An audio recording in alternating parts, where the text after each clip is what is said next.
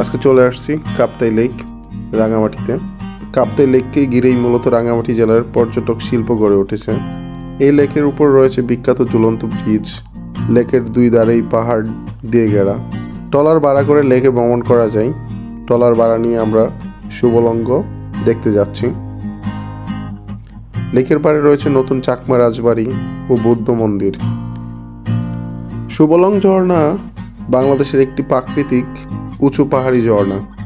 এটি বৃহত্তর রাঙামাটি জেলার বরকল উপজেলাধীন ১ নং শুভলং ইউনিয়নের চিরালডাক নামক স্থানে অবস্থিত জলরাশির ঝর্ণা। নৌপথে শুভলং বাজার যাওয়ার আগে এই ঝর্ণাটির দেখা মিলে। এখানে প্রতি বছর বর্ষা মৌসুমে হাজারো পর্যটকদের সমাগম ঘটে। শুভলং ঝর্ণায় বাংলাদেশের পর্যটক কর্পোরেশনের কিছু স্থাপনা ও খাবার দাবারের রেস্টুরেন্ট রয়েছে।